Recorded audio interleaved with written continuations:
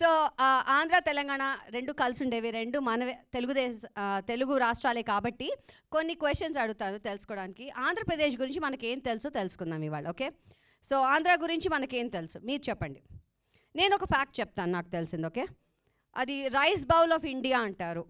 అంటే ఎందుకంటే ధాన్యం అక్కడి నుంచే వస్తుంది కాబట్టి it's called rice bowl of India. ఇంకేం తెలుసు మీకు ఫ్యాక్ట్స్ ఆంధ్రప్రదేశ్ గురించి? కమాన్. స్టేట్ యానిమల్ ఏంటి? Andhra Pradesh state animal.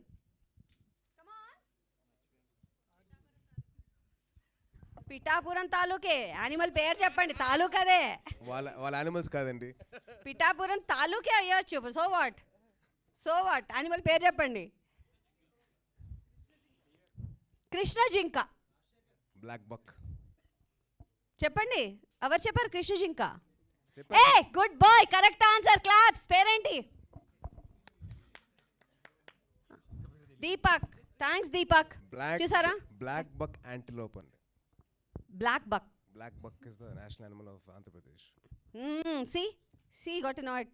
Thanks Sai Durga Tej అని చెప్పనా? ఓకే దెన్ ఇంకేం ఫ్యాక్ట్స్ తెలుసు? You can tell me. Andhra Pradesh గురించి ఏం తెలుసు మీకు? అసలు ఏం తెలుసు పై మీకు? ఓకే, ఇంకోటి చెప్తాను. డిప్యూటీ సీఎం గారి గురించి తెలుసు. డిప్యూటీ సీఎం గారి గురించి మాకు తెలుసు.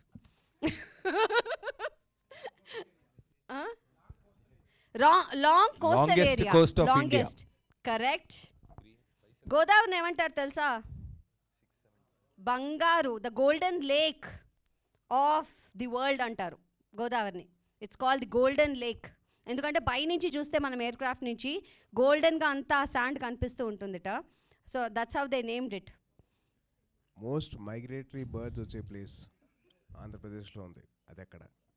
మోస్ట్ మైగ్రేటరీ బర్డ్స్ వచ్చే ప్లేస్ ఆంధ్రప్రదేశ్లో ఉంది. ఎక్కడ? పర్ఫెక్ట్ బాబోయ్, అందరికి తెలుసు. Very good, very nice. So ఇంకో ఫ్యాక్ట్ కూడా చెప్తాను. కోహినూర్ డైమండ్ తెలుసు కదా?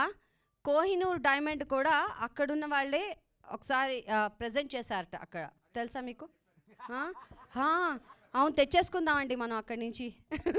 వాళ్ళు ఇవ్వట్లేదండి. Okay, well with all these